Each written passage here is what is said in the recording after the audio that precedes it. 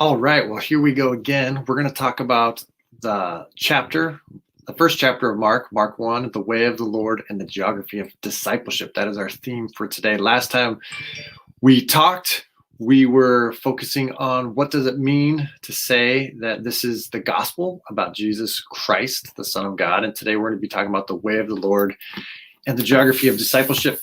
And this comes starting looking at verse 2 primarily, where it says, and it is written in the prophet Isaiah. And then there's these two quotes that talk about the way of the Lord in the wilderness. And by starting off his gospel, it's really like in Star Wars, when you have that long scrolling kind of setup, the narrative that kind of sets up what's happening, that scrolls through. The book of Isaiah really is kind of the whole context that Mark uses all throughout his gospel. And so he's constantly pulling from different themes. And so here he quotes these two passages that talk about the way of the Lord in the wilderness, but he's also going to be talking about two different figures all throughout the gospel, which is the figure of the powerful Messiah, along with the figure of the suffering servant. And so in the book of Isaiah, it speaks about how the people are in captivity, and God is going to make a way through the desert from Babylon in captivity.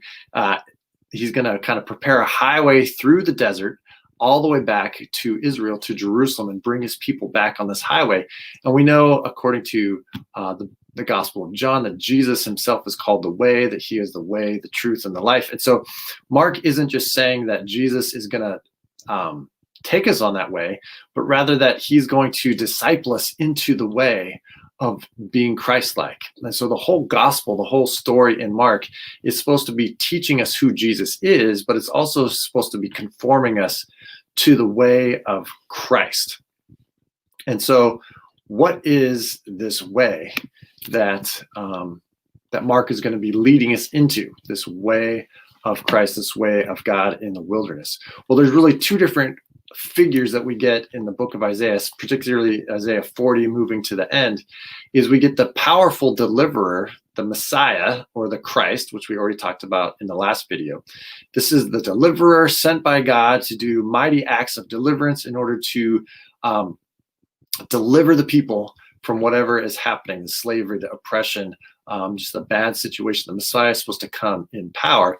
But then we also get this other figure, which is the suffering servant. It is the one that bears the sin, bears the consequences, bears the load of the unrighteousness of Israel and also the unrighteousness of the whole world. And the figure of the suffering servant, when you read through it, it's kind of confusing. Is it the prophet himself? Is it the people Israel? Is it someone else? And so you get these a lot of different kind of perspectives on who the suffering servant is. But up to the time of Jesus, these two figures were thought to be different people. Is that the Messiah who came in power was going to be kind of someone who's going to lead the people, and then the suffering servant was a different person. But in Christ, we actually get those two things put together, and that was kind of a revolution. People in Israel were not ready for those two things to be put together. And the way Mark kind of explains how these two things are put together is in what we can call the geography of discipleship. Is throughout the story, you have Jesus moving north and south, from Galilee in the north and Jerusalem and Judea in the south. And you even get this at the beginning when you're told that John is baptizing. All the people in Judea and all the people in Jerusalem are coming out to see him in the Jordan River. And that's in the south. But then we're told that Jesus appears from Galilee in the north.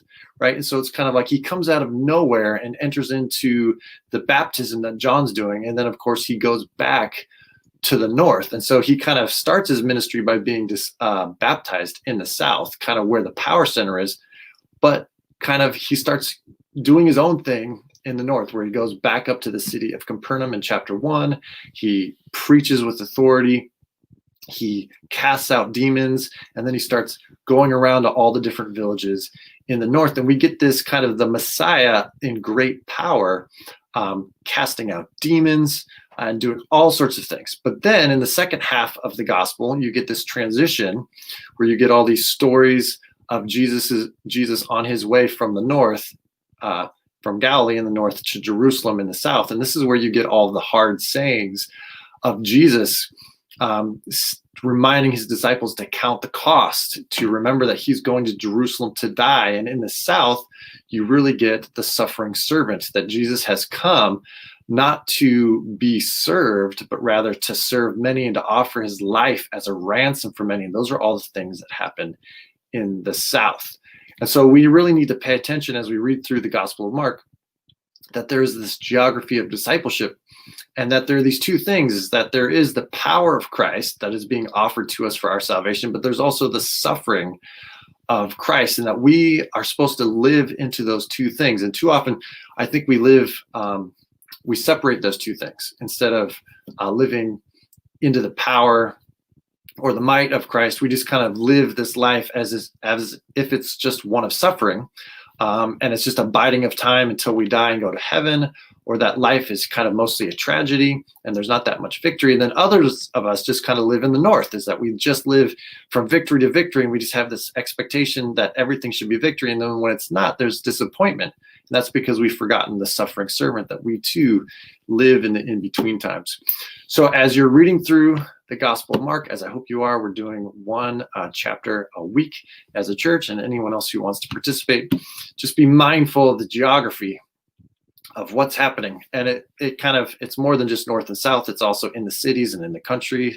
It's in the Jewish areas, and it's in the Gentile areas. And so Jesus does different things depending on where he is. So stay tuned, and we will continue working through the Gospel of Mark.